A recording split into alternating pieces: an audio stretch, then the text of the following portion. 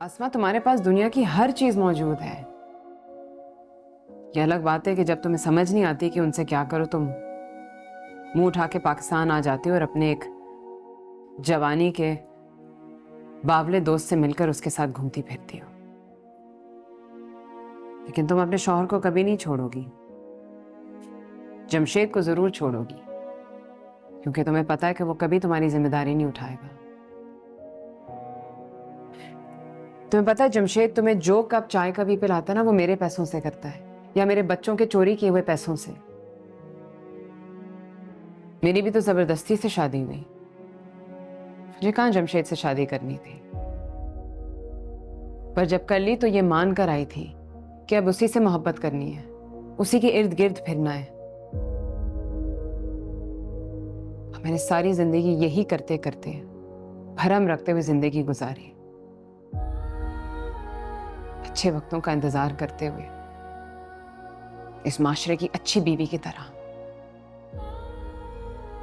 और तुम्हें पता है ना कि एक लम्हे के लिए भी मैंने जमशेद से कभी मोहब्बत नहीं की,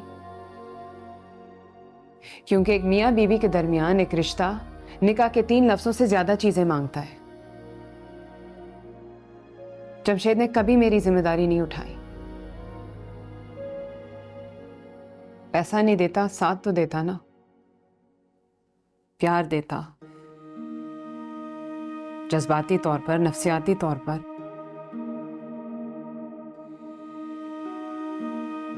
अरे मुझे तो छोड़ो, मेरे बच्चों तक को प्यार नहीं किया उसने। लाडला है ना अपने घर का, सबसे छोटा।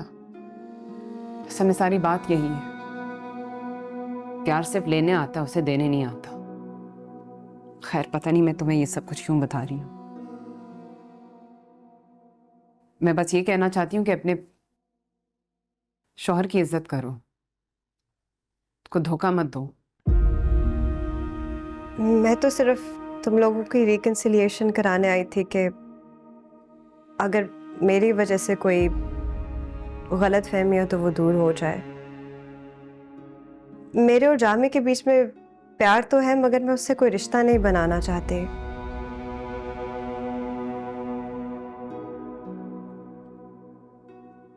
तुम लोग अगर उसको छोड़ के जाओगे तो वो बिल्कुल अकेला पड़ जाएगा। जमशेद कभी अकेले नहीं होंगे, हमारे साथ अकेले थे। बहुत कुछ होने वाला उनकी जिंदगी में। खैर, thank you for your concern. आपका बहुत बहुत शुक्रिया, आप आई, आपने कोशिश की। बस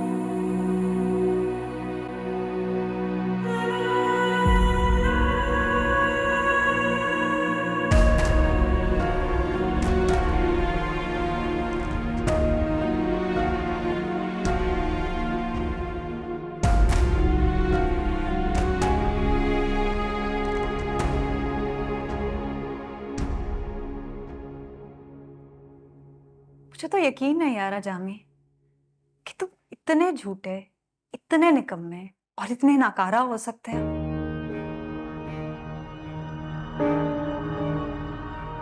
अस्मा, तुम भी उस औरत की बात पे यकीन कर रही मैं हो? उस औरत की बात पर कैसे यकीन ना करूं? जो जो किस्से तुम मुझे सुनाते रहते थे, ऐसा तो कुछ है ही नहीं। कहाँ है तुम्हारा बिजनेस जामी? तुम्हारे बच्चे जॉब्स कर रहे हैं, तुम्हारी बीवी जॉब कर करके घर चला रही है, और तुम जो अमेरिका में मुझे अपनी सक्सेस और बिजनेस की स्टोरी सुनाते रहते थे, कहाँ है वो सब?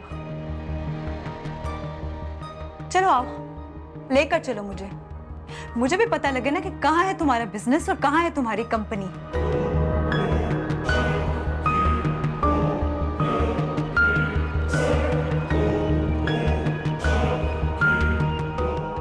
नहीं कुछ बोल पा रहे ना? तुम्हें पता है, उस औरत ने मुझे कहा कि मैं अपने शौहर के साथ बेवफाई कर रही हूँ, और मुझे एहसास हुआ कि वो बिल्कुल ठीक कह रही है। उस औरत की जुर्रत कि तुम्हें गाली दे। गाली नहीं है ये जामी। मुझे वहां पे आज बैठे एहसास हुआ है कि मैं अपने शौहर के साथ बहुत जुल्म कर रही हूँ। वो मुझ पे इतना एतमाद करता है और मैं।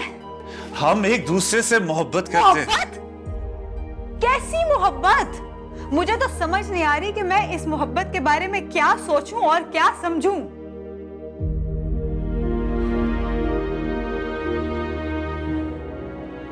Go back to your wife, Jami.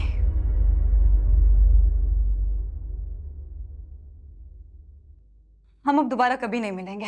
अस्मा नहीं, अस्मा नहीं, नहीं, नहीं, तुम मुझे इस तरह नहीं छोड़ सकती। जामी, मैंने तुम्हें पहले भी बताया था कि मैं अपनी जिंदगी में बहुत खुश हूं। हाँ, मैं तुम्हें मिस जरूर करती हूँ, मगर मेरे शौहर ने मुझे बहुत खुश रखा हुआ है, और मुझे लगा था कि तुमने भी ऐसी ही कामयाबी के साथ अपने बीवी बच्चों को खुश रखा होगा, मगर एक्सट्रीमली डिसअपॉइंटेड। अस्मा मेरी बात सुन। छोड़ो मुझे।